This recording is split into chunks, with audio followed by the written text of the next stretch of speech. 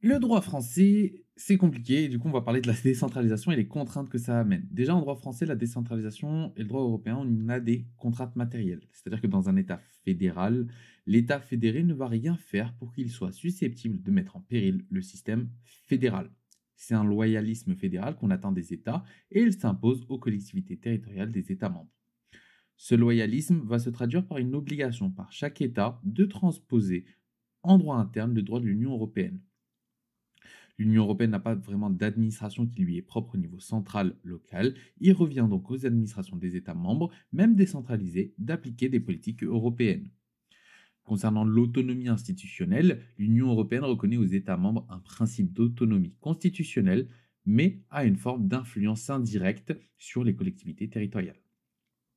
Les politiques européennes vont conduire indirectement à une forme d'organisation, comme la politique de cohésion pour réduire les écarts de développement entre les territoires de l'Union européenne. Et quand on parle de l'Europe, on peut aussi penser au Conseil de l'Europe qui a mis en place un congrès des pouvoirs locaux et régionaux de l'Europe. Il y a aussi des libertés fondamentales du droit français, de la décentralisation du droit français. On a déjà un principe de libre administration, c'est-à-dire que le principe de libre administration va relever plutôt du champ constitutionnel. Donc on y a plus glissé sur le champ législatif et va trouver sa source dans plusieurs dispositions constitutionnelles, surtout à l'alinéa 3 de l'article 72 de la Constitution.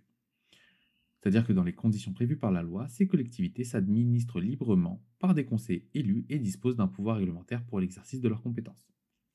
C'est également à l'article 34 de la Constitution qui dispose que la loi détermine les principes fondamentaux de la libre administration des collectivités territoriales, d'où à ce moment-là la compétence du législateur.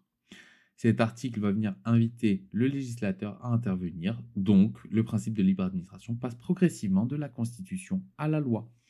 On le retrouve comme une mise en œuvre par la loi dans le champ financier, c'est aussi un principe qui va permettre d'encadrer les compétences qui sont décentralisées.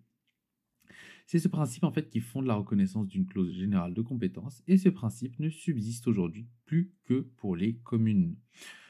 Concernant les atteintes locales aux libertés fondamentales, il peut arriver qu'il y ait des atteintes locales aux libertés fondamentales par les collectivités. C'est des erreurs, ça arrive. Il peut arriver qu'il y ait des atteintes d'une collectivité qui va abuser du principe de libre administration ou en prendre prétexte et porte atteinte à une liberté fondamentale, comme la circulation ou le droit de propriété. La difficulté à ce moment-là, c'est que la collectivité va toujours dire qu'elle a agi au nom de l'intérêt général pour porter atteinte à une liberté fondamentale. À ce moment-là, le juge, et plus précisément le juge constitutionnel, va être très vigilant à ce que les éventuelles atteintes soient effectivement justifiées par l'intérêt général, surtout et surtout en Outre-mer. Il est aussi important de préciser que le principe de libre administration a une portée juridique beaucoup plus faible qu'à l'époque. Aujourd'hui, il est de moins en moins invoqué par le Conseil constitutionnel et va préférer souvent invoquer le principe d'égalité.